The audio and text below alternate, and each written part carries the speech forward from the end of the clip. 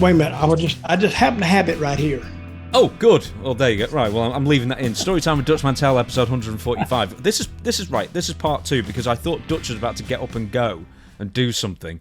Turns out he was just reaching for what I was about to ask him for. So he's got an auction on Facebook, which is unfortunately done today as this podcast comes out.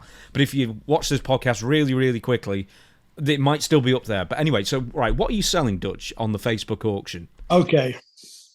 You know, you ever heard the saying, one man's trash is another man's treasure? Mm-hmm. That's an old saying. And, you know, I've heard it and I went, whatever. So I'm just looking through my stuff. You know, I just recently moved. I relocated. And a lot of my ex-wrestling stuff are still in the other place. But I found something. I said, you know, somebody might want that. Now, I'm not a collector. I've told you that before. But some people are. So I was looking through my stuff, and I don't know how this thing got here, but it is a planning book, you know, a date book for you can see it. Can you see it on there? 1982. Mm-hmm. This was the same year that me and Lawler had our series of matches. And you can tell by looking through some of these payoffs, I'm looking at them and I'm saying, damn, that's a high payoff for Memphis. Like I had like a couple of $500-$600 payoffs, which back in 1982 days, what would that be? Times it by 4, 3.5, 4. So you're talking well over $2,000. Yeah. So if you relate it to today, and every time, and this is what I got, I signed it up top, but also, I don't know how this happened. I got Jerry Lawler to sign it too. So you got 2 autographs right there, legitimate, authentic, and every match in here, plus, wait a minute, on the backside, and I don't know why I don't have more, I got a few personal telephone numbers. And this is so old that the area code is not included. Mm. You know, you still had an area code that was for long distance, but now you got to dial the whole number if you're going to use a regular phone. But those a few in there, and every match, every town I had in 1982 is recorded in this book, and how much I got paid for it. But I would throw this stuff out. But I said, no, I'm just going to try it and see if anybody wants it. And so far, they really, really responded. So, I mean, it's just money that it just drops out of heaven on me. And whoever wants this book, if you got time today, you can go to Facebook, Dutch Mantell, and look at it and see who won it. Or you might even have time to bid on it yourself. Crazy, huh? Yeah. So have you got who you wrestled in there? So you've got your opponent. Have you got like your opponent, the venue, and your payoff? Give me an example. Well, Memphis, it's understood it was the Mid-South Coliseum. So I didn't write that down. And the opponent, no, I didn't write the opponent down. But I do have the town and the amount that I got paid. So, and I had forgotten 1982 was the year, and we're going to talk about this later. Jim Cornette brings it up later. It was when I went against Jerry Lawler, and I never will forget that series with him. It was the wildest, craziest series I've ever been involved. I mean, an angle that I've been involved with a guy. And we'll talk about that a little later. So stay tuned because, and you can still find some of these matches on YouTube. Just go and put it in, or the date or whatever that you are the closest you can find. And the possibility is there that it's on YouTube. And this is a thing that's not understood about Memphis, the tape. I mean, it's, you know, all the TV tapes. Nobody has ever been able to claim outright ownership because I think Jerry Jarrett sold his part of Memphis to some group in Ohio, and this guy, like, he quarterbacked the deal. Larry Burton,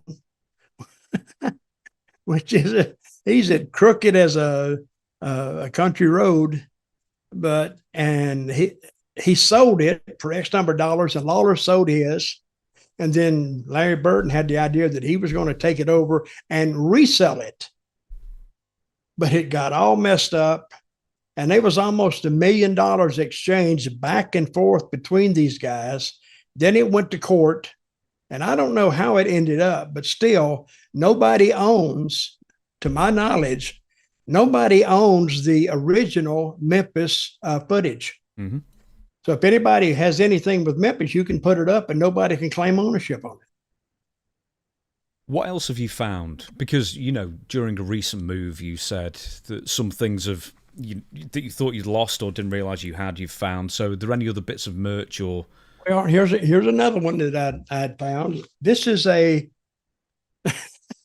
this is called Dirty Dutch's Little Handbook for Wrestling Junkies. And this is before I knew how to go through a book company. So I just went down to a printer and told them what I wanted to do. So that's what they put together for me. And it's held together by that. But it's still in good shape. And is it the original book, or is this like a completely different version? Oh, it's different stories, totally. And this may go on YouTube next, or it may go up next for sale. So, and some of these stories are completely new, and they're not in the other books, not to my knowledge. It says the greatest untold wrestling stories ever, plus some very serious bullshit. And hey, that's a seller, buddy. And the Surgeon General has warned the material may not be suitable for small children, young farm animals, or Dr. Tom Pritchard. And I don't know how Dr. Tom got in there, but he did. And anybody that knows Tom, you got to like him, because he's a very, very likable guy and funny as hell. And I don't hang around people if they're not funny. But anyway, that may go up next. There you go. Right, so it's Dirty Dutch Mantell's own Facebook page, not the WSI Network page as well. So hunt out for that, and you might grab. I was going to say you might grab yourself a bargain, but $700 for the first book, crikey! So far, $700 for the 1982 Ledger. Yeah. Well, one guy, he bid like $450, $500, $550, and I wrote him back and I said, "Brother, you're all over the place." I said, "What is your bid?" And he was the one who bid $700. And I'm saying, well, if you're playing around, I wish you'd stop it. And because, you know, now you're confusing me, and you're confusing a lot of fans. They don't know where the bid is. And I'm saying, well, if I put down $700, and he assured me, no, that was my bid. So we'll see. So bid anyway, people. If nothing else, bid $699, because it could be a possibility he is playing around, but I don't think he is. But so if he is playing around, and I've had this happen before, if somebody fails to make the payment, it goes to the second in line. It just falls down. That makes sense, doesn't it? Yeah, of course it does. Right, we're going to do the quick intro, then we're going to get straight into it, because we've got a lot to talk about today. So the email for this show, this particular show, questionsfordutch@gmail.com, is how you contact us. Well, it's how you sort of submit questions, I guess, for Ask Dutch Anything, that's out every single Sunday. So that's the other thing to mention as well. Right, okay, we're going to get straight into it. Perry Saturn hip replacement. So you saw the video of him from a few days ago. I was tagged in. I reshared it on Twitter because I like Perry, and he's doing well. He's needed hip surgery for a long, long time. So now he's fully on the road to recovery. You watched the video, your reaction? Well, let me say this. I'm not that familiar with Perry. Know him, and I've spoken to him a couple of times. You booked him not a lot, but a hip injury is very prevalent in wrestlers, and you can see why. All the bumps they take, we take, not me anymore. You know, it's going to take a toll on your hip. And if you have a bad hip kind of going in, I'd kind of disrecommend getting in pro wrestling as a line of income, because that hip could go at any time. Now, he's been suffering, from what I've been reading, for a couple of years with this hip, right? Mm-hmm. And he said he's had a hip replacement surgery, and actually thanked the doctor for keeping him alive. So was this hip that serious that he could have died from the hip? I don't think he could have died from the hip, but no, I've seen him walk. I mean, he was, he could barely walk on his old hip. So this is something, a long time in the making. So I'm glad he's made a bit of money and been able to get the surgery done that he's needed. Well, I hope he's okay. And it leads me to think, you remember how Flair used to do that slam off the top rope? Mm-hmm. It's a wonder his hip is not completely gone, because he lands on his side, on his hip, every time. Yeah, but you know why he does that, or he did that anyway? It's because you told me that it was after the plane crash. He broke his back, and he found it more comfortable landing on his side. Mm-hmm. Well, but still, he's still landing on his hip, which actually he must have some tough hips, because he lands on his, I think, his right hip every time. Left hip lands on his left hip, I think. But anyway, that's a move that'll take your hips out. So Perry, congratulate you on your surgery and your recovery, and we're all pulling for you.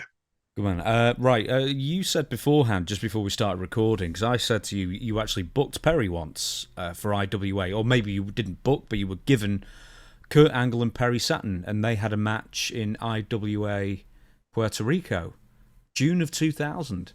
So they both made the trip down to Puerto Rico, down to the island. And you said you met him a few times. What do you think of him? Well, I mean, you said he was terrifying. No, this is what I've always said about wrestlers. Wrestlers get in fights because they look like they can't handle themselves. And there's a lot of them out there that they don't look like tough guys. If you went into a bar and, Perry is he's not a huge guy. So his size is not, you don't notice that about him. But what you notice about is his face. He looks like a guy that if you got into it with him, you would get your clock cleaned. And I think that's how he stayed out of a lot of fights, because he looks, and he possibly is, one tough bastard. So, I think I met him in a bar one night, and I'm looking at him. I said, who in the hell would go knowingly, because they know he's a wrestler, and pick a fight with him? And I would have to say nobody, because he looks like if you picked a fight with him, you'd get your ass beat. So that holds a lot of people away from wrestlers. Now, if a wrestler is, he can actually be fairly big, but his face is, he looks like he's in college, and it tells you about their lifestyle. And if the lifestyle looks rough and tough, pretty much you leave them alone. Can you imagine Abdullah walking into a bar somewhere and anybody going to say anything to him? Or Brody walking into a bar? Or Stan Hansen? Are those guys walking into a bar? People go, well, get the hell out of the way of this guy. And they never were pushy with people, never. But nobody, I would have to think, a guy would have to be completely drunk on his butt or just crazy to go and try to start something with those guys. I mean, those guys could walk into a bar and clean it out in probably 3 minutes. Perry's greatest claim to fame outside of wrestling is that he saved a woman from, I don't know if it was an assault by one person or 3 people trying to assault one woman, and he was shot in the commission of rescuing her as well. He was shot? So, yeah. When was this? Mid-2000s, somewhere around there, I think. In Boston, or where does he live? I don't know where this was at the time. I think I think for quite a while he led a fairly transient lifestyle, so it could have been anywhere. I could have researched the story more, in fairness. I just wanted to bring it up now. Well, good for him. And I'm glad he didn't get hurt seriously. Oh, he did get hurt seriously. That's the problem. I mean, he didn't die. No, he didn't die. Yeah. Where did he get shot? I didn't know this story. One sec. Let me just get the full story. Okay, this is just from Wikipedia, so I'm sorry if it's not that great. But anyway, he was involved in April 2004 altercation with two men when he came to the aid of a woman who they were in the process of assaulting, but I'm not going to say the actual word it says, behind a strip club. He reportedly fought the men and was shot with a .25 caliber handgun in the back of the neck and in the right shoulder, to which he originally thought he had received a punch as a result of the scuffle. After being shot, Tulo, that's his real name, Perry Saturn, became addicted to methamphetamine and was homeless for 2.5 years, and he disappeared from public view for like 6 years, re-emerged in 2010. So he got shot in the back of the head, the neck? Yeah, back of the neck and in the right shoulder. And he thought he'd been punched. Yeah. Wow. But we've heard that from like wrestlers with stabbings as well, haven't we? Where they think someone's just been punched and they only realise after the adrenaline wears off and stuff and they check it out that they've actually been cut. So he was in the back of a strip club, or this was happening in the back of a strip club? Yeah, or behind, yeah. Yeah. Wow. Well, he was lucky, and he's also lucky that was a 22 that shot him, right? Yeah. So am I saying that wrong? I said .25, so is it 25? A 25, right? Well, I don't know that much about pistols, but that's a lesser powerful pistol. It's enough, I'm sure. But yeah, it is enough. So, Perry, I'm glad you recovered, and thank you for saving that lady. Right, then we'll move on. Lorenzo Frattita. So I don't know if you know that name. He was one of the original, I think, investors. What's his name? Lorenzo Frattita. I think he was one of the original investors and booker for UFC. Frattita? Yeah. Yeah, I had breakfast with him yesterday. Did you have a Frattita? or a fajita? Either one of them will do. So what's he got going on? There's a rumor going around that he's going to buy TNA. So he sold his shares in UFC. He's a very wealthy man. And now there's a rumor going around that he's interested in TNA. So this is from The Observer last Friday. So Dave Meltzer reported insights from WWE Insider suggesting the partnership may include some significant provisions. According to Meltzer, the agreement between WWE and TNA resembles past arrangements WWE has with European promotions, or had with European promotions, like places in England, Scotland, Germany, that kind of thing. But we'll get to Lorenzo in a sec. At that time, WWE offered to feature European talent on its shows, and in return, the promotions that would provide event footage for the WWE network. Now, these deals, which were accepted by all but RevPro, also included a window during which WWE had the option to buy out the promotions. While this doesn't confirm that WWE plans to purchase TNA, Meltzer suggests that the current deal might include a similar clause, and adding another twist, there are rumours that a former UFC executive, Lorenzo Frattita, is also eyeing a potential acquisition of TNA as well. So there's two things there. One, Lorenzo Frattita, who's bored, sat at home with his millions, might want to get into wrestling. And two, that WWE might have a provision to actually buy TNA. Do you buy either of those things? Who reported it? Meltzer. I give it a 50-50 chance, maybe. But I never thought there would be a day that any wrestling company would sell for what they're moving around for now.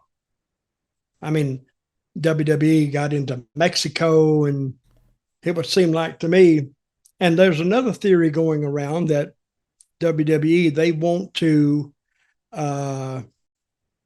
tamp down the pressure from TNA from being a second promotion. I mean AEW. I guess they forgot AEW. Are they trying to hold AEW down?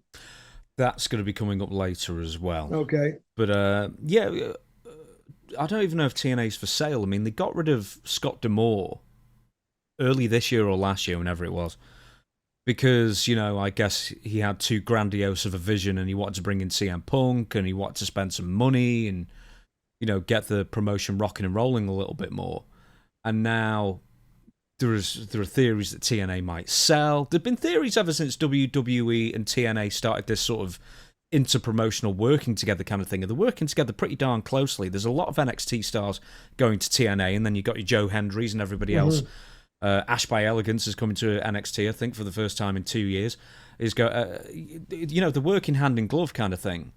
Well, what's the end game with TNA? Do you think TNA wants to sell to someone who has links to TKO? Or does WWE want to buy TNA?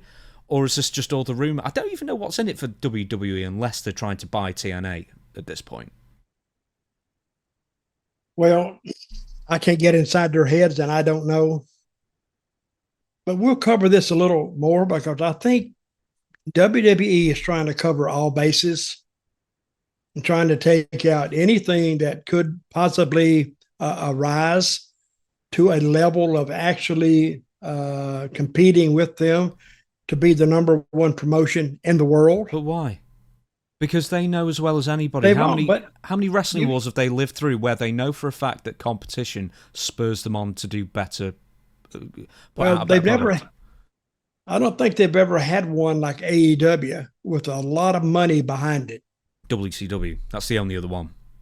Yeah, but WCW,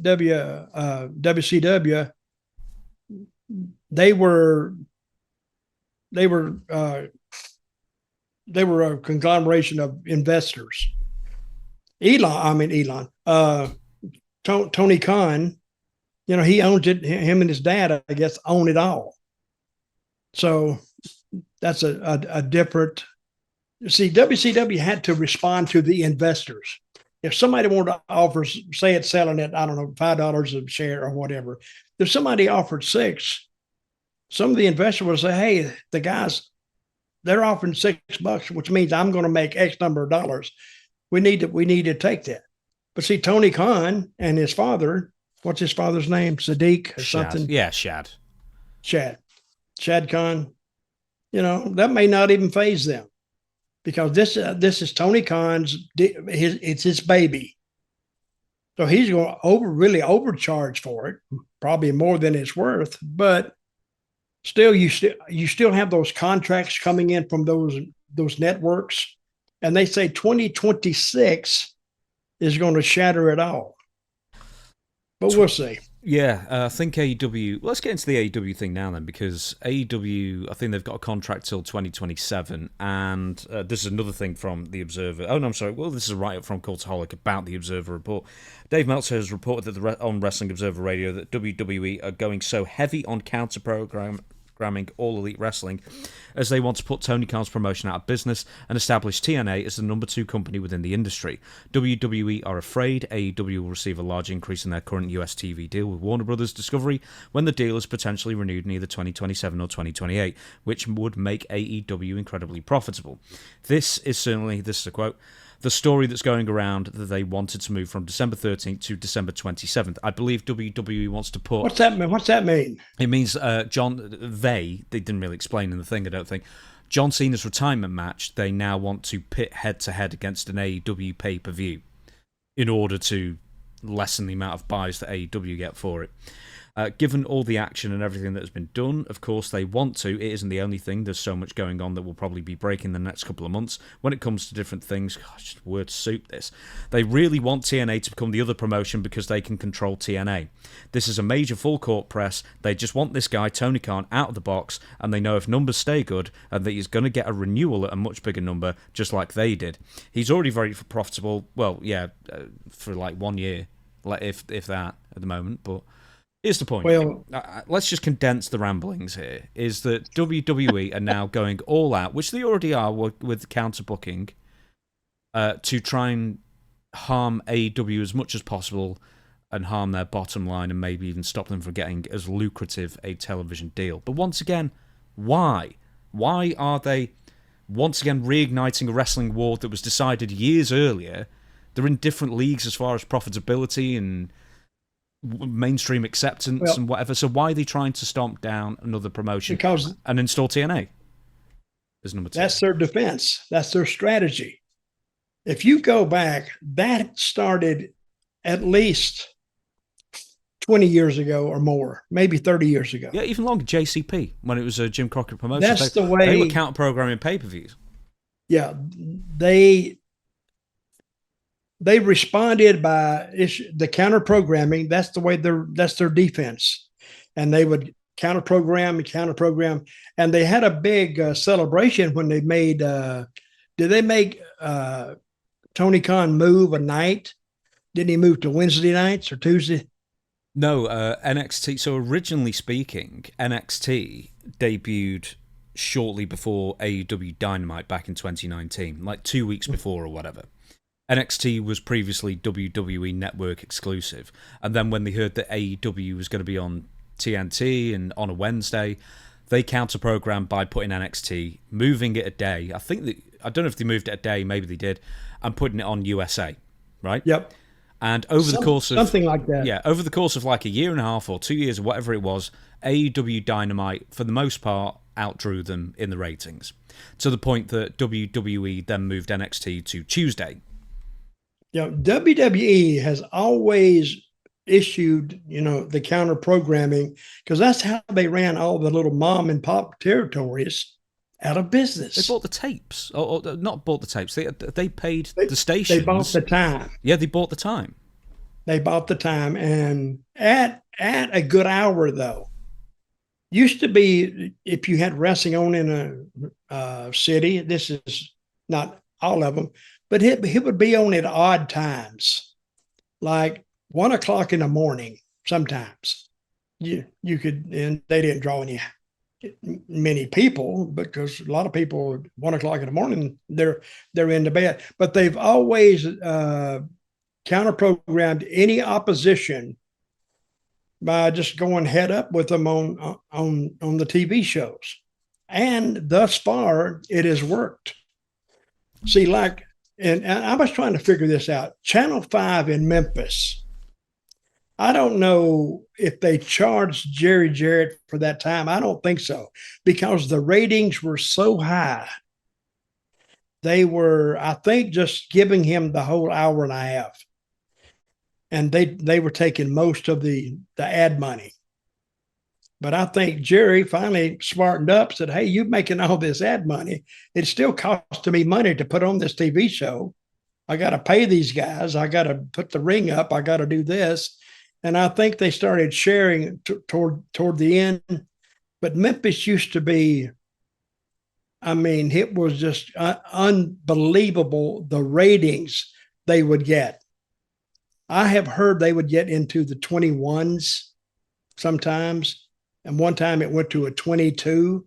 Now, this is what I'm hearing. I never saw any material that backed this up. But, Jerry Jacks told me they have hit a 22 before, because that was in the days of Dallas. And they were getting the same ratings as primetime TV was getting in Memphis. And that's against ratings like Dallas and those big shows they had back then. And I don't know what their viewing audience was. Say it was 600,000. They was getting 300 to 400,000 watching the wrestling show. Now that's in the viewing area. And it come time that finally one day I decided, the wrestlers are the most over people in this town, and we didn't even know it. Apart from J.R. Ewing. If J.R. Ewing turned up in Memphis, yeah, that would have been something. Well, he was over too, and that's how Lawler, they drew all those big houses, because it had such a huge coverage area, and it was a good show. With TNA, there's been a theory going around that if WWE does take over, or someone affiliated with WWE, and then get them a better spot on a better network. Keep in mind that Anthem still own TNA, and I think they might own the channel that they're on as well at the moment. Access, yeah, I think Anthem own that. But so let's say if they do sell, are they just going to use TNA to try and counter-program Dynamite, which would be terrible for TNA? It'd be terrible for everyone, really, but, apart from WWE trying to put a dent in AEW. So, if you bought TNA, then what do you do with it? Hey, it's out of my hands now. I don't know. They're going to probably, I hope, put the best TV they can possibly put on TV, because if you want to draw fans, you got to give them something to watch. You just can't put wrestling on against wrestling, because, people they're going to make a determination early. Which one I want to watch? I want to watch this one. I want to watch this one. I think the days of swapping back and forth It still happens, but I don't think it happens anywhere close to what it used to. No. It's because you just record it anyway. If you're desperate to watch both, you just watch one on catch up. Yeah, and you can tape one and watch it back later. But that's way too much wrestling for me. I mean, yeah. Well, think of it this way. At one time here, I was watching 5 or 6 hours of wrestling. I was burnt out. Just give me one story to follow. And it's almost like when the NFL, this is a long time ago, NFL and the AFL came along. Well, I was an NFL fan. I didn't know those AFL teams because they went to cities that didn't have an NFL team, so I thought they were second rate. So I would just watch the big guys until WrestleMania to Super Bowl III. And I don't know, I don't think many people out there remember Super Bowl III, but that's when the AFL finally won the Super Bowl. Mm-hmm. And that's what established him. That was Joe Namath and the New York Jets. I remember that. Was I going to add anything else to that? Oh yeah, that was it. Monday is Raw, Tuesday is NXT, Wednesday is Dynamite. Let's say TNA goes on a Thursday now, and let's say if someone's bought and then they reprogram and put it on a Thursday, then TNA on a Thursday, then SmackDown on a Friday, and then on the weekends, every other weekend, you've got a pay-per-view or a PLE or a special like Saturday night's main event. It's like watching wrestling's a full-time job. No kidding. So I think they take this gift they've been given and just wear it out. They completely wear it out. Is what I think. Just to add one more thing to it, what do you think about WWE's counter programming? Because I think I might have mentioned this to you before. Isn't all this counter programming and trying to harm the competition, of which has got like something like a 6% market share, and WWE has like a 90% market share? Aren't you just legitimizing the competition? In a way, yes, you are. Yeah. It never made sense to me what they were doing. But I guess to the money guys, well, this is what we're doing. And the WWE has investors. Yes or no? Yes. But AEW doesn't. Mm-hmm. They only got 1 or 2 investors, and that's the Khan father and son. Is that what they got? Mm-hmm. Yeah, I think the sister might be on. I don't know if the sister's on the books as well, and maybe they've got a minority controlling interest with Warner Brothers Discovery, but that's about it. Well, see, when we start getting into things like that, to me, I lose my interest because whoever owns it, I got it. What I'm concerned about is their product on TV and what they're drawing on their pay-per-views and at their houses. See, this makes live attendance or the live shows almost, they're not doing anywhere near what they used to do. Because they used to try to make money on those live shows. And when a live show bombs, say in a big city, say it bombs in Madison Square Garden, I mean, that's a hell of a loss because that's very, very expensive to run that city, advertise, rent the building, rent the security, rent this, rent that. So I was there one time. I think this is the lowest I've ever heard a Madison Square Garden house. I was on a show. I think I was with my 2 guys, my Eli and Jacob Blue. Mm. I think the house was like $6,000. Yeah. I swear it looked like an empty. It was just empty. So you killed the town. You're barely in the territory, man. How'd you do it? We did kill the town, and that's the way you kill the town and that's very unusual and it was a Sunday too. That was usually their day to run. I think Madison Square Garden. I'm not that familiar with the Northeast. I bet it was like 6,000 nobody people. In that. You could have shot a shotgun off in that place and not hit anybody. That's an old wrestling saying, but it was true. Do you think it would have been 6,000 people rather than $6,000? Because it would have had to have been like attendance of like 400 people then. Oh yeah, it was 6,000 people. I'm sorry. Yeah, but I think the rent even back in those days was 6 figures. Oh, I think it was $300,000 Yeah, so the rent just for the building was like 125 Yeah. or 150 or something. Well, I heard the number 300,000, and yes, and it was 6,000, not $6,000. It was 6,000 people.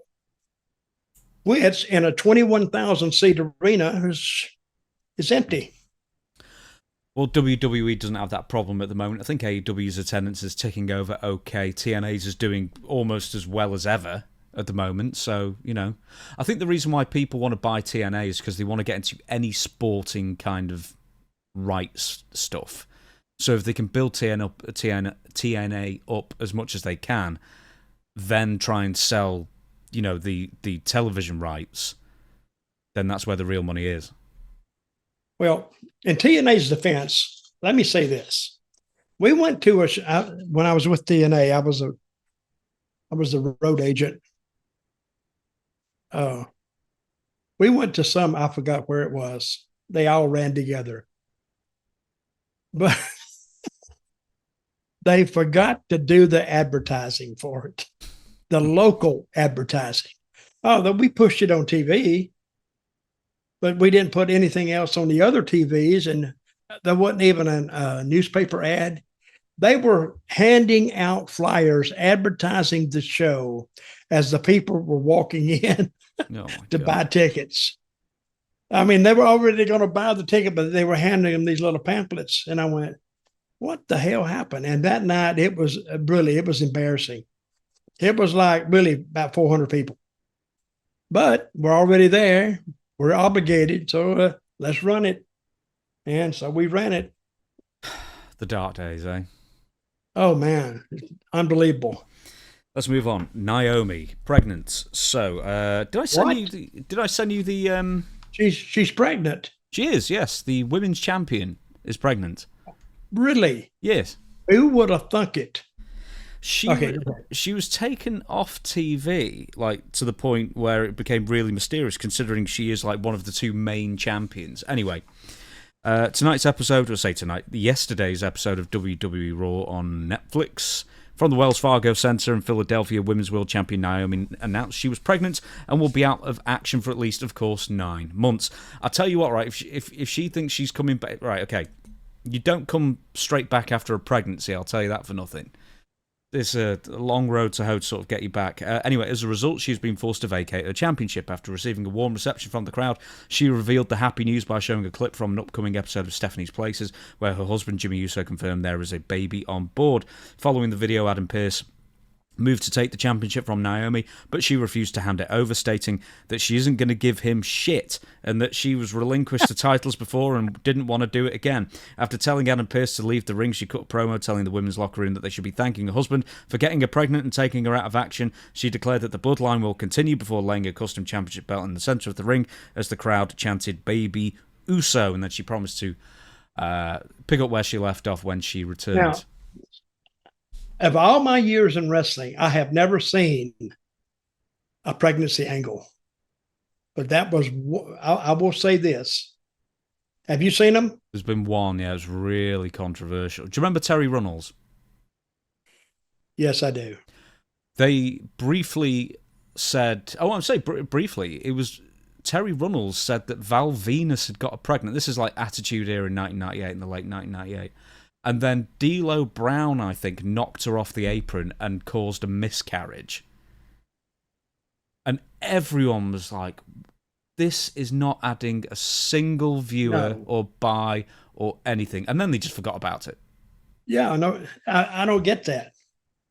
But let's say this, the pregnancy is real. Mm-hmm. So, and I didn't see what they did. But I'm going to say WWE handled that in a believable way and kind of got women on her side.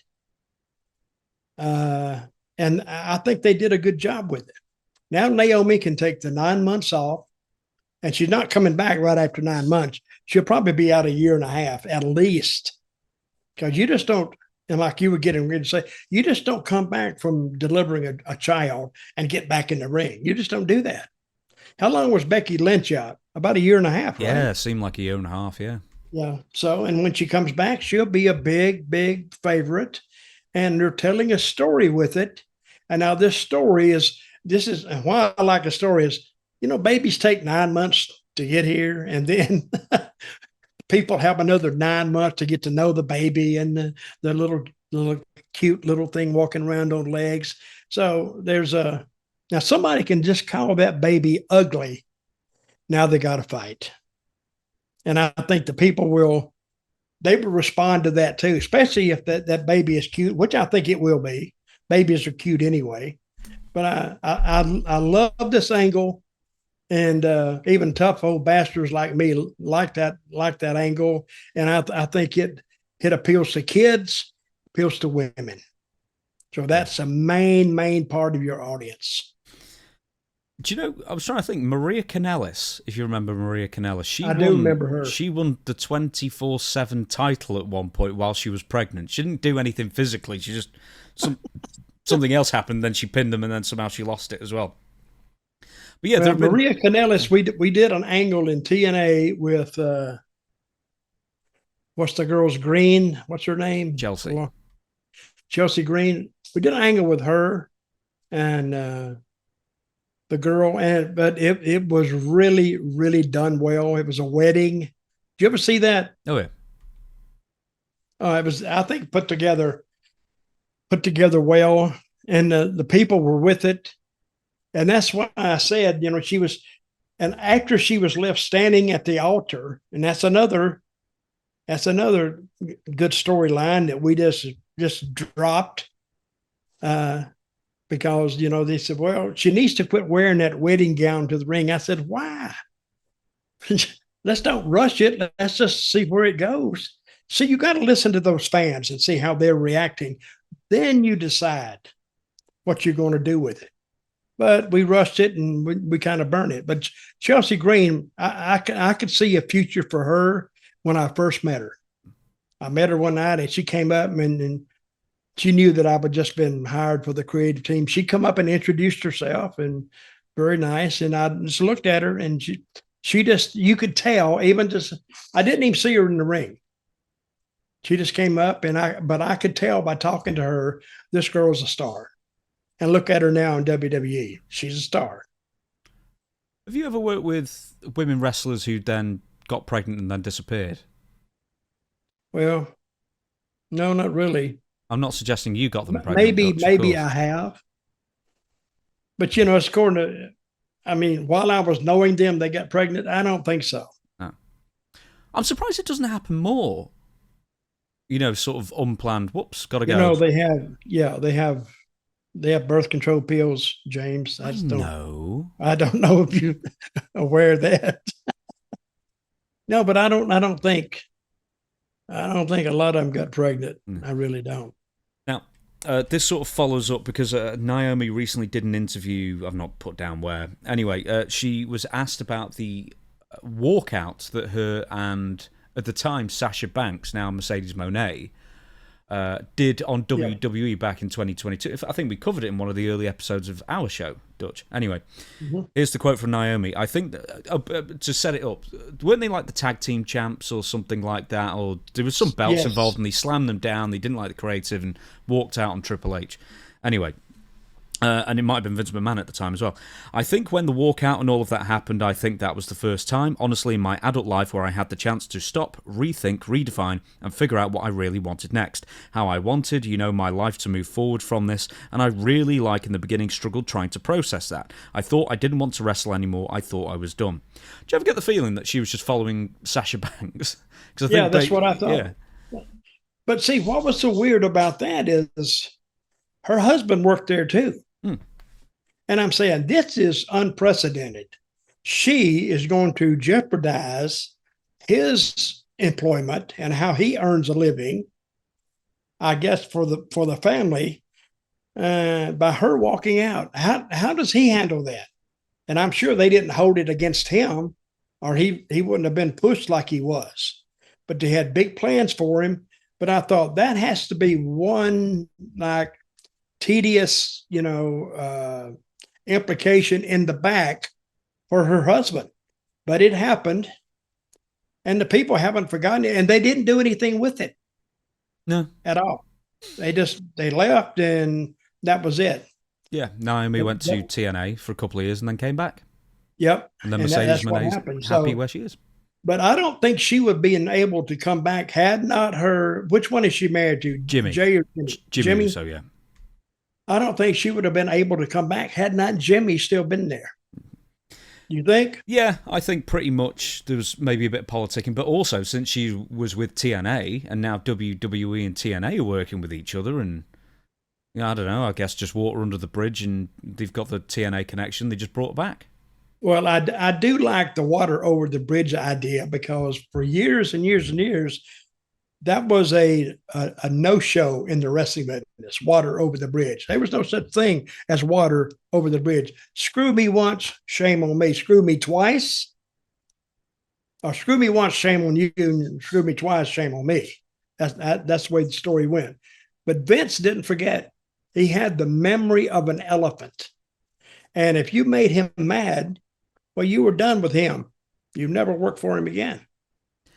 And so many have, though. A lot of grudges for a lot of years, and I can't think of one of them, but they had them that one promoter would not use a certain wrestler because he had screwed him one time. Savage.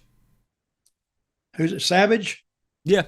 I don't know if there was ever an opportunity for Randy Savage to return, but they had a falling out. Yeah. Well, Vince was a rebellious bastard anyway. And he wanted to get even. He didn't want anybody to get the best of him. Oh, ever. He'd bring you back, but he'd bring you back on his terms. But then he would bring you back and beat the living crap out of you. You remember the time that Triple H did something? Yeah. The farewell in the garden. Yeah. Remember when he was out there and he had just wrestled one, whatever.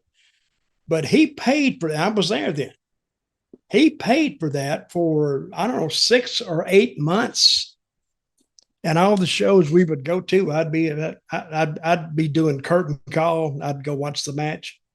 He got beat every night, and just it was definitely a beating, a 1, 2, 3 every night. Yeah, I saw him with him. Jake the Snake one night. Jake not only beat him, but laid the snake on him. But to Triple H's defense, I will say this: he did not say a word. He never let on like it bothered him in the dressing room, and it may not have bothered him. I don't know. But to let a snake slither all over you, and I'm sure Triple H realized that, Vince was just getting back on him, at him. But would you lay there and have a big, like 100-pound snake just slide all over you? I wouldn't do it. Yeah, snakes don't bother me. Never bothered me. My uncle used to have a python.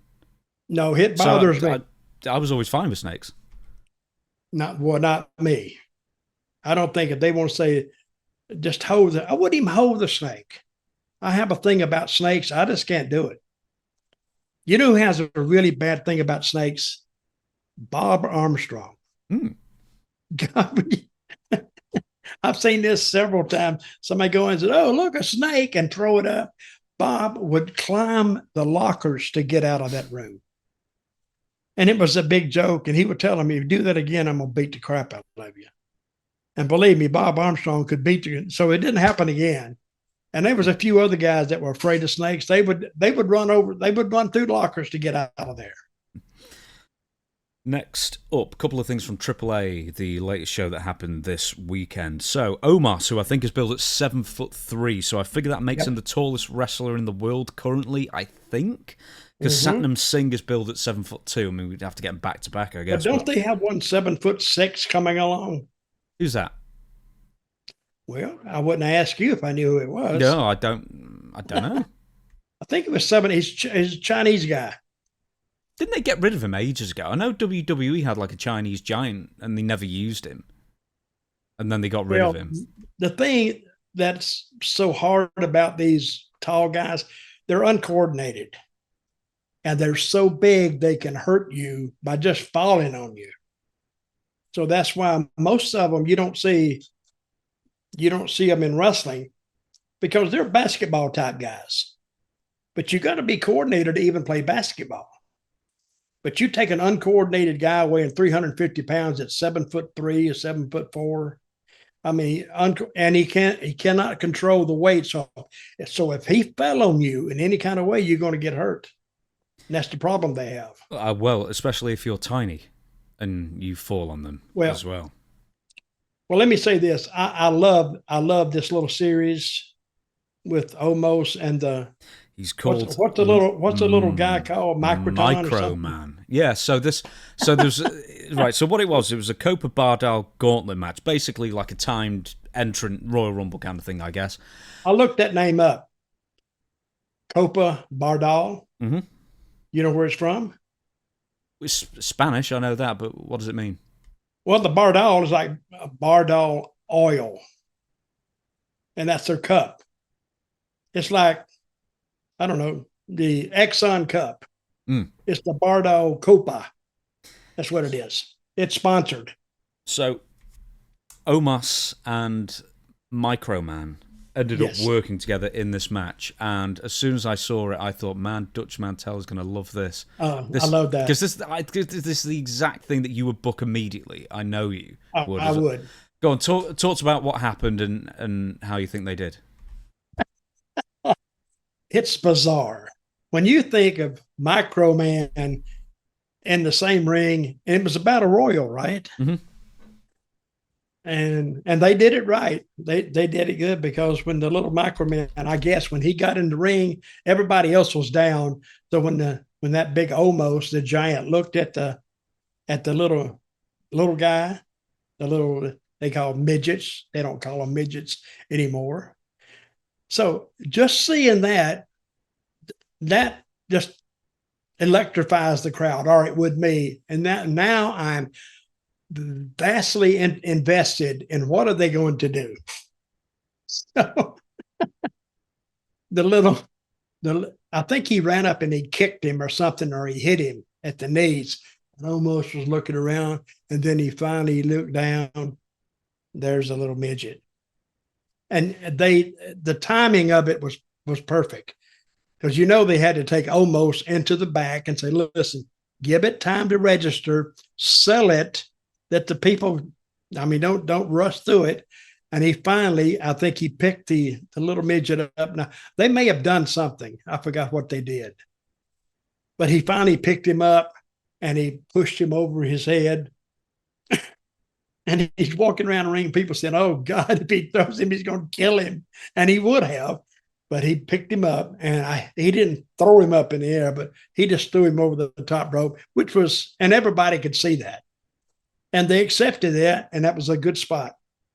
I mean, that spot should go down in history, and I'm sure they got pictures of it. But I think that's a memorable spot in the wrestling profession.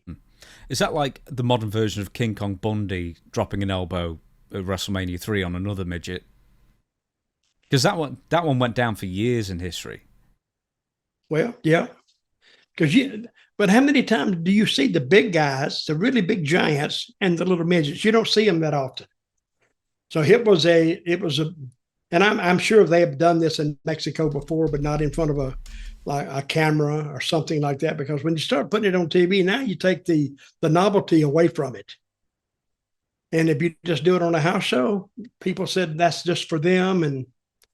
But if you really wanted something to make you stand out, they put this on TV. And this is the version of the Royal Rumble for AAA in Mexico, right? Yeah, near enough, yeah. Well, they did a good job on it, I'll say that. Do you think this is where Omos should be then? Because he was on the WWE books for years. They've not put him on the main roster in maybe 3 years, or very, very, very seldom, if they have at all. And well, there's a reason for that. Yeah, because not that great. If they keep him off TV, they can kind of keep it like Andre the Giant. Let's go back to that. Yeah, I know that, but they didn't keep Andre off for 3 years. You forget he exists. Andre the Giant, when he even used to tour, he would maybe hit a territory every year. And sometimes he would come in like every 6 months or something, and they would build toward Andre. But if Andre was on the card every night, his novelty is gone.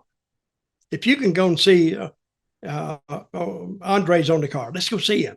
But if you put him back on the card next week, unless you do something, you've already seen him one time. What else is there to see? So actually, he kills his own potential by appearing there too much. So, but if they handle this Omos right, where is Omos from? Africa? I'm going to find. Is it Omas or Omos? Omos, I think. Oh, right. Well, I put Omas. I would say almost good. He is almost. Yeah. He's Nigerian. 7'3". He's billed at, trained at the Performance Center, of course.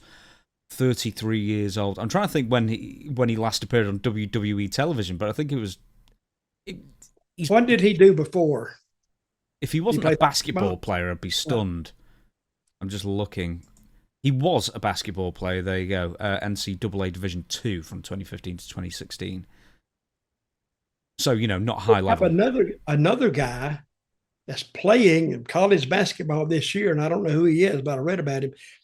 He's 7'6" or something like that.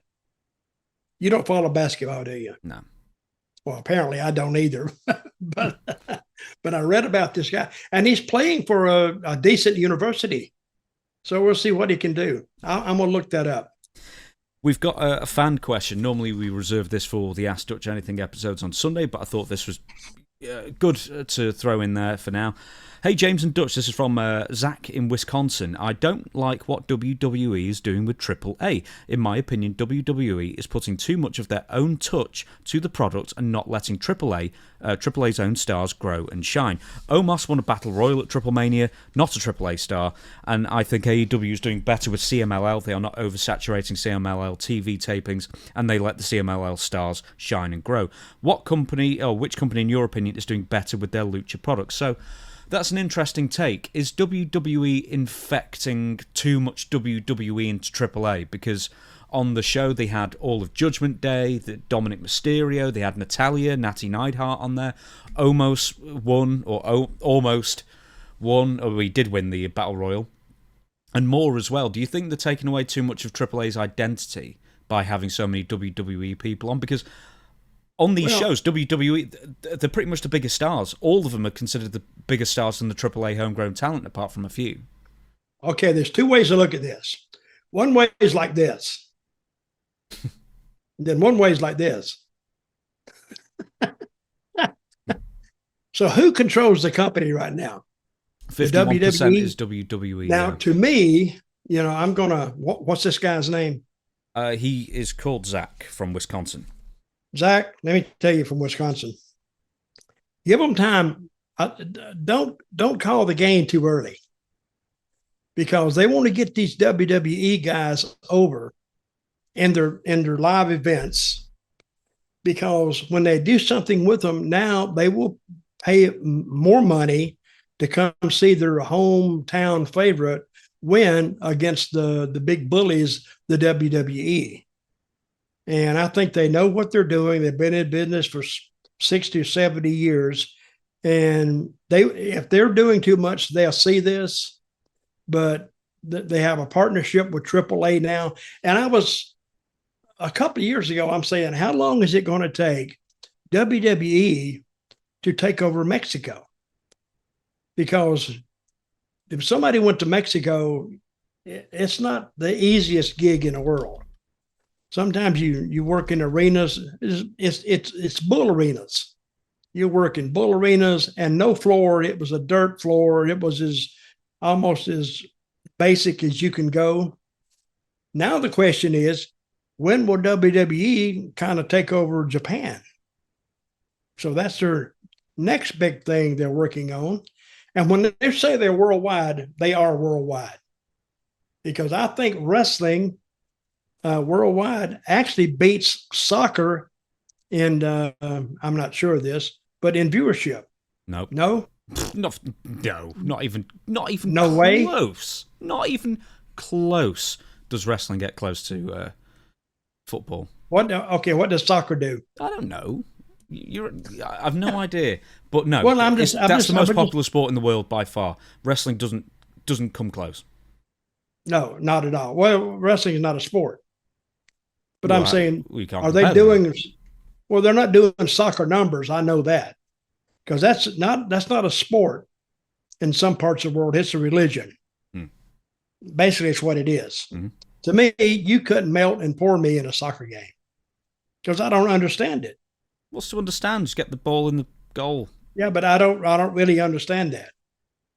I don't. I've never had anybody really explain it to me. Oh, don't get me on the offside rule. It's a bunch of it's a bunch of guys running around in shorts and up and down. Every now and then they have a fight, which gets the people on their feet. And the field is too big. I don't know. I'm not a soccer fan. It's the same size for the most part as a gridiron. But do they play soccer in Antarctica? Probably. Once they've done it. Penguins versus... Do you know that? Yeah, humans versus penguins. No. Do they play it in Greenland? Let me say that. Yes, I'm sure they do. Hey, so Greenland's got a golf course. It does? Yeah, one golf course. I actually looked this up because I want to play golf there. Where wouldn't soccer be played? Is it played? I'm sure it's played in China. Oh, God, yeah. Yeah. They were trying to do a huge run on getting Premier League stars and European stars over there to play. See, folks, this is how conversations go when wrestlers used to make a trip together. It would involve an argument or a disagreement, not an argument, a disagreement, which actually took up a lot of time. Well, it's the thing, like countries that will overpay or have overpaid in years gone by. Japan overpaid at one point. That's why I think Gary Lineker ended up there. But like China tried to overpay stars to go over there. Saudi Arabia is currently doing that massively. The States is doing it. That's why Lionel Messi's in Miami. How many teams has Messi played for? I don't know. A couple. I've no idea. But he just goes where the money is, right? Yeah, well, they all do, for the most part. I mean... So, who's he playing for this year? Miami? Yeah, I think it's Miami still, yeah.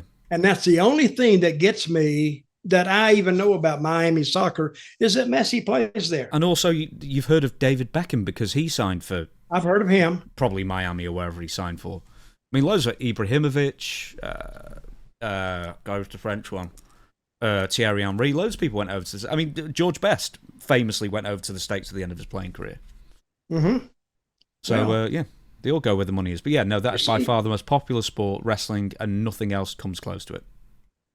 Doing this show actually is an eye-opener for me, because I learn a lot from you. Not a lot, but I do learn something. Yeah, it might not be true. Do they play it in North Korea? We don't know. I think they're all too busy being forced to cut their lawns with scissors to play any sports.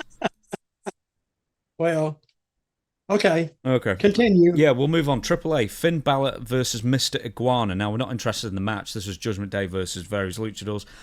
But great spot in there. Yeah, well, that's what I want to talk to you about. This is another guy I thought would be up your street just because of the pure ridiculousness of it. Mr. Iguana, you saw the... Oh, wait a minute. I don't call it ridiculousness.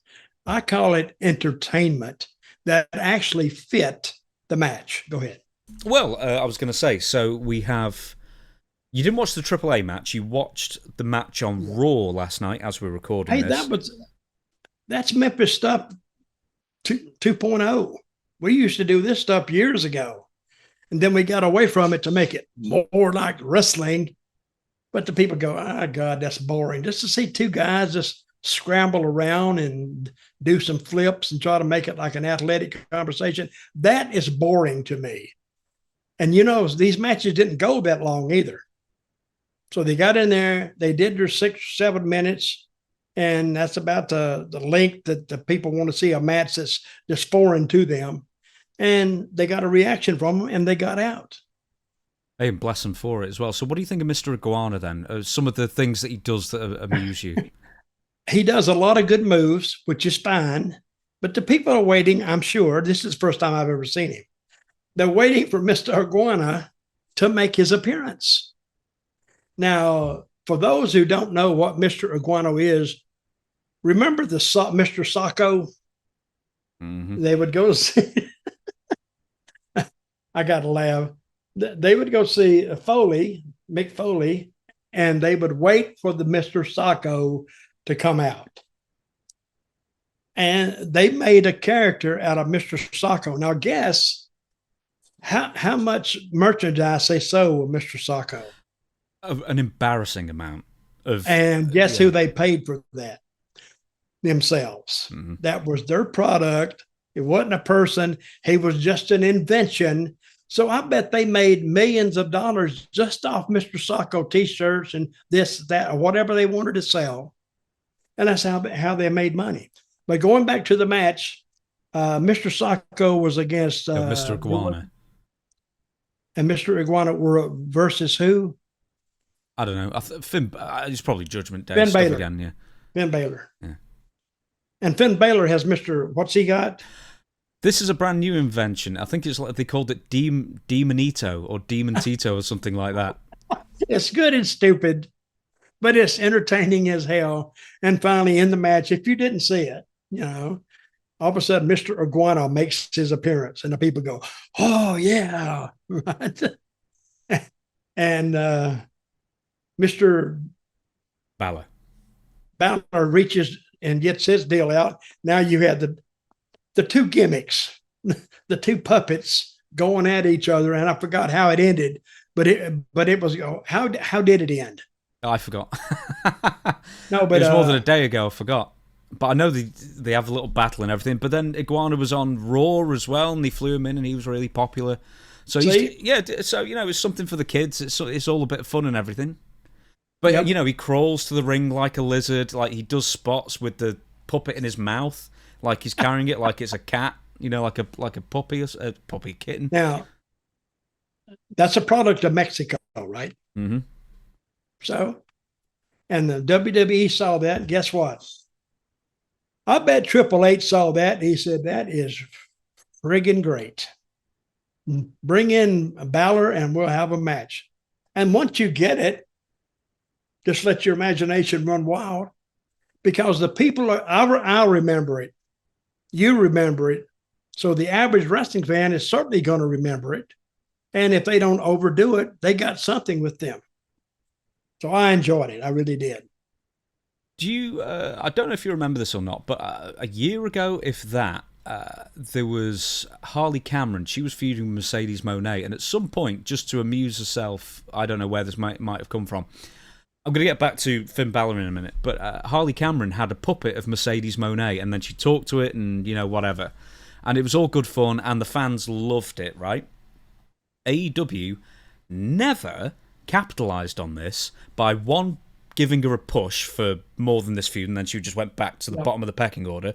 And two, they never made any merchandise of the Mercedes Moné puppet, right?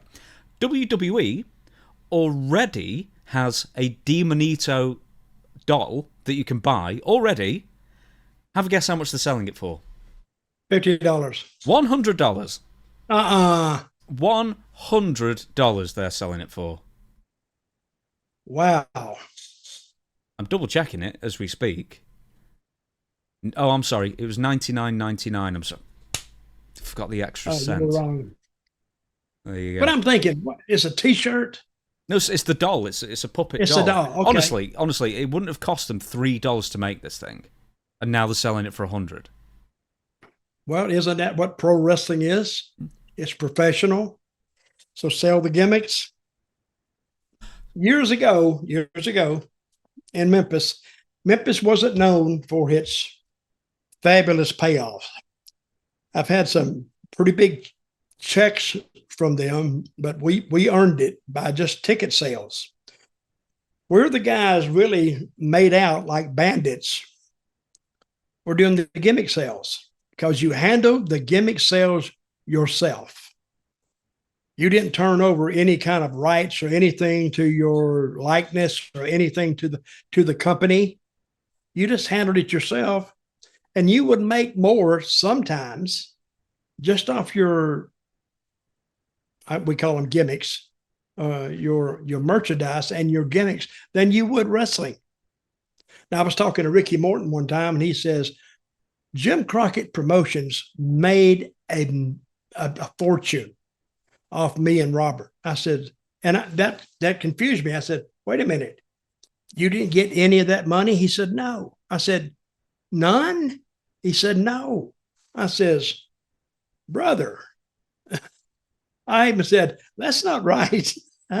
For them to go out there, and even though they did give you the showcase, they put you on TV, but that resulted in ticket sales for everybody's good. But for them selling merchandise of you that really belonged to you and not giving you, he said anything. He said he didn't make any money on it. And I think not making any money, it means zero, which I still doubt. I think they had to give him something. But I'm going to call him and ask him that. Because when he told me that, I could not believe it. Someone about a month ago, I think I shared it with you on Twitter. I don't know if Ricky Morton had done this or someone had done it in honor of Ricky Morton. They just like printed out a picture of his head and put it on like a clock. Mm-hmm. Yep. And I can imagine Ricky would have done that. Well, maybe maybe he didn't think about it. But sometimes, if you just come out with back in those days, we would have to come out with merchandise that wasn't very expensive. A $2 picture or a $5 picture years ago, 40 years ago, 30 years ago, that's about all you could come out with, because now you priced yourself out of the market. But now if they're selling that little handoff for $100, and they'll sell a lot of them. So you can expect to see that. What, Demonito? Is that the name of it? Demonito, yeah. Yeah, you'll see all the kids, and they'll all be at the matches, and they'll be holding that up, and they don't miss a trick, because that's a company who knows how to market itself, and to market itself for TKO. They bought let me just get this straight. TKO took over the company. Is that all of it or no? WWE. They still have investors, right? Right. No. Okay. So WWE and UFC combined to create one company, TKO. So TKO is the umbrella company that features WWE, UFC, also professional bull riders, I think, and maybe a couple of other things as well. But all the stock in TKO was formerly WWE stock. Mm-hmm. So that's where the stock comes in, basically. So I don't think UFC ever floated itself for the public. So TKO controls all the stock, or no? Yeah, it's all TKO stock. There is no WWE stock anymore. It's all TKO. Really? Yes. So TKO they bought all the stock out. No, so not quite. So I believe everybody who had WWE stock, they just sort of converted it to TKO stock. So essentially, they just changed the name. Okay. So it's they have the right idea, and it's going to pay off for them a lot. Right. Let's go on to this next one. I'm particularly interested in what you think about this, and it's more the reaction, which I find sort of typical, if nothing else. Triple H's physique. So Triple H and his wife, Paul Levesque and his wife, Stephanie McMahon Levesque. Do you have a picture of this? I do, but do you want me to put it up now? Well, I might as well, actually. Yeah, all right, then 1 sec. That'll make more sense. Right, okay. This is a picture from Triple H 20 years ago and a picture of Triple H in the last week or so. So Triple H, Paul Levesque, was with his family out in Greece, which I've just come back from, in fact, on a boat, and somebody snapped a photo of Triple H's physique, and some internet commenters, usually faceless, usually probably deeply out of shape, the shut-ins and the weirdos, are mocking Paul Levesque for his dad bod. What's your opinion? Well, how old is Triple H? Yeah, early 50s. Well, let me say this. See that picture on the right? Mm-hmm. Hell, that's better than I look now. It's not that bad of a physique for someone in the 50s. Here's the thing. No, but he's used to working out a lot, and he's not wrestling anymore, and he's taking care of business, and he's doing all this other stuff. He doesn't have time to devote to the gym. All I'm worried about is his body doesn't bother me. If his health is good, I'm happy for him because hey, some of these football players when they quit playing football, they just her body they get heavy, they get fat because they're not burning off all those extra calories. And Triple H almost died. Mm-hmm. So I think seeing him right now, I think he looks pretty good. Tell you the truth. And no, he doesn't have the lifter's body and the bodybuilder's, type of physique, but I still think he's okay. He's got a little bit of a belly on him and his arms aren't as big, but I think he's fine. And I think anybody can say anything about you online. And if you look at a picture, you can kind of say, yeah, he doesn't look like he used to, but that goes without saying. So I don't know what his purpose was. What did he say about him? Oh, right. So they said about the shorts. Yeah. So this is Ian Drew Dice Clay, who I interact with occasionally on Twitter. He's pointed out that a former photo of Triple H from some 20 years ago, he's wearing the exact same shorts. Amazing. Yeah, same shorts. Now that tells me that's somebody who holidays so little that they don't need to replace their swim shorts ever. So he's finally got a few days off, which is good for him. Yeah, but I think most people that they'll read that for what it is. I don't think if the guy meant it as a slight. But no. Hey, Triple H, if you're listening, I think you look pretty good, man. Yeah, I mean, yeah, okay, a bit overweight, a bit of a belly and everything, but I think it's sort of just hilarious that all these faceless, nameless weirdos and shut-ins and sad sacks like Triple H look terrible, blah blah blah. It's like, dude, he's a competition bodybuilder and pro wrestler for 30-odd years. He's looking better than the vast majority of people will ever look who are commenting on his physique, I think. It's like all these people who are like mocking Sydney Sweeney. You know that jeans advert thing? You'll know about this. And you see what these slime balls are saying, what they look like, and trying to like pass judgment on Sydney Sweeney. See, that's not okay. The Sydney Sweeney conflict or whatever they had, I don't get it. I don't understand it. She looks great, and I don't think if she didn't look great, they wouldn't have her on the commercial. So you mean they're going to start talking about really good-looking female bodies now? Because I think most of the men say, shut the hell up. She looks great. She looks fine.